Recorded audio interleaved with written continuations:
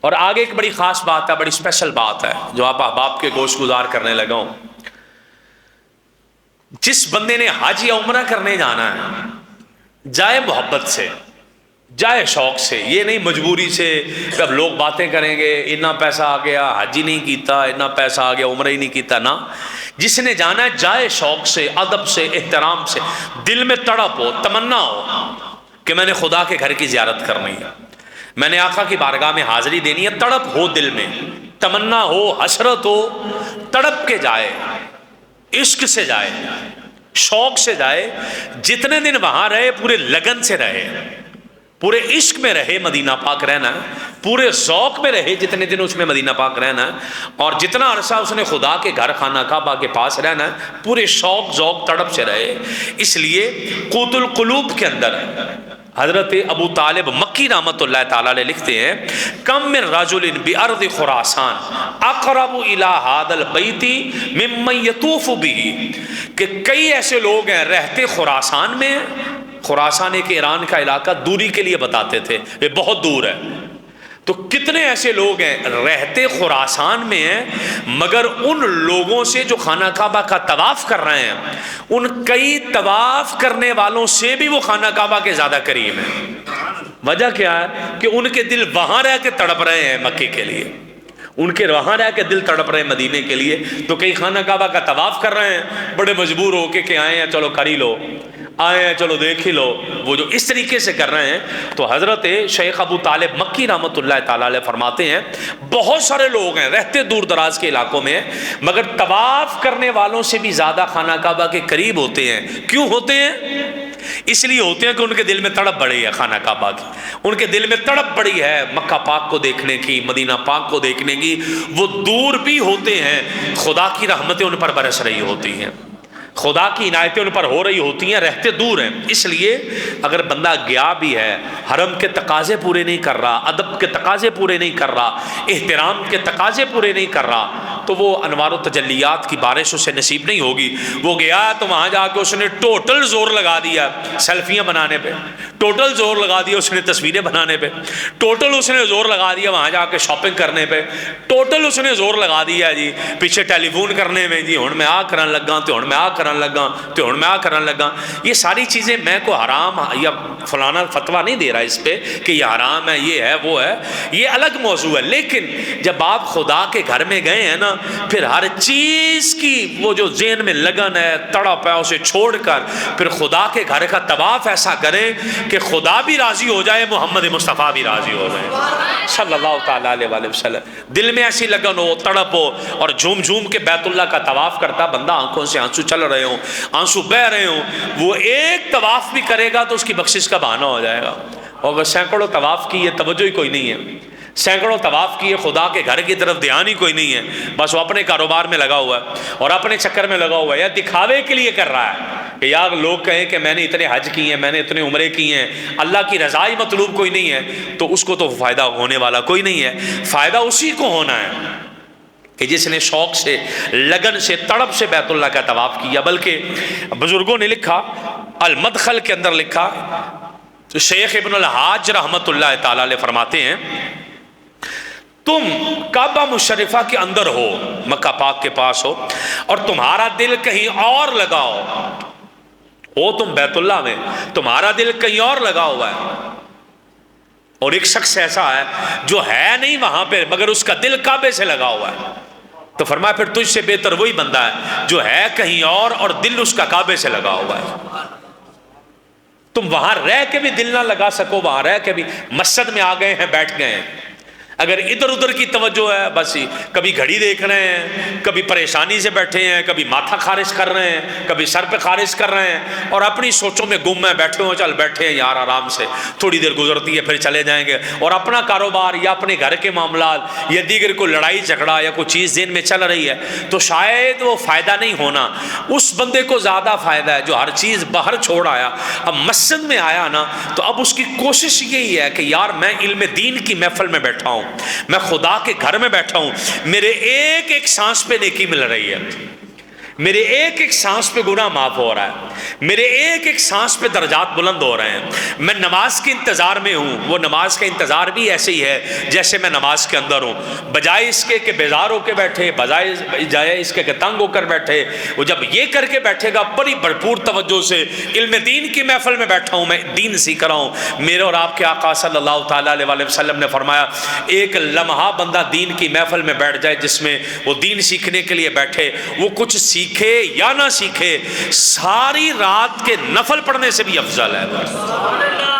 وہ یہ سوچ کے بیٹھے کہ یار میں تو بیٹھا ہوں دین کی محفل میں، ابھی نماز جمعہ میں ٹائم ہے، میں چاہتا ہوں میں دین کے مسائل سیکھ لوں۔ جیسے ابھی ہم حج کی بات کر رہے ہیں، قربانی کی بات کر رہے ہیں، تو میں یہ قربانی کے حج کی چند باتیں سیکھ لوں۔ تو بجائے اس کے کہ بیزار ہو کے بیٹھنا، بجائے اس کے کہ بالکل وہ سست ہو کے بیٹھنا،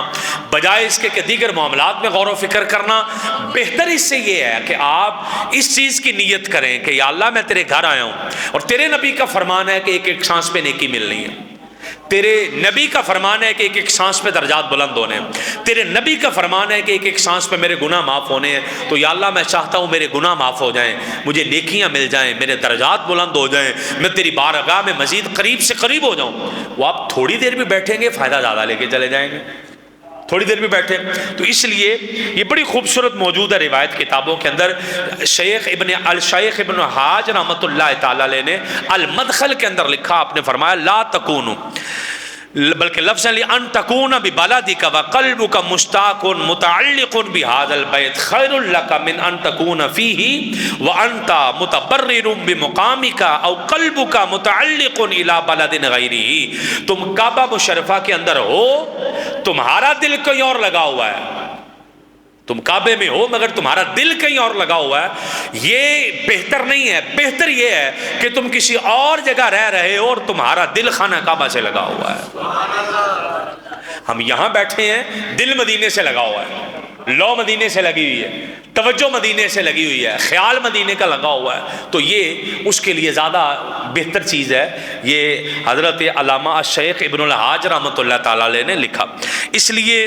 ہمارے ہاں جو میں نے آپ کو بتایا کہ بہت ساری چیزیں ایسی ہوتی ہیں کہ ہم جب جاتے ہیں حرم میں یا کسی مقدس جگہ پہ جاتے ہیں تو ہم وہ زیادہ ٹائم موبائل کو دے رہے ہوتے ہیں، زیادہ ٹائم ہم وہ پیچھے جو دوست احباب ہیں ان سے رابطے میں لگے ہوتے ہیں، تجارت کے لیے لگے ہوتے ہیں، خرید و فروخت کے لیے لگے ہوتے ہیں، یہ چیز لے لیں وہ چیز لے لیں، لوگوں کو دیکھنے میں لگے ہوتے ہیں، اس طرف لگے ہیں اس طرف لگے ہیں، وہ ساری توجہ، وہ جو سیلفی کی بیماری لگی ہوتی ہے، تصویریں بنانے کی بیماری لگی ہوتی ہے۔ ہاں یادگیری کے لیے اگر آپ کچھ کرنا چاہ رہے ہیں وہ آپ کریں، لیکن ٹوٹل ٹائم اسی پہ لگا رہے ہیں آپ اور سارا ٹائم اسی پہ خرچ کر رہے ہیں تو یقیناً آپ اپنا نقصان کر رہے ہیں۔ اتنی مقدس جگہ پر جا کر آپ کو چاہیے تھا کہ آپ کی توجہ خدا کے گھر کی طرف ہوتی، آپ بیت اللہ کا طواف کر رہے ہوتے اور آپ کا دھیان اللہ کی ذات کی طرف ہوتا کہ میرے مالک تیرا بندہ تیری بارگاہ میں آ گیا، اب میں معافی مانگنے آیا ہوں تو میرے مالک میرے گناہوں کو معاف فرما دے۔ یقیناً ایسا کرنے سے اللہ پاک ہمارے گناہوں کو بھی معاف فرمائے گا اور ہمیں حج اور عمرے کی فضیلت بھی نصیب ہو جائے گی۔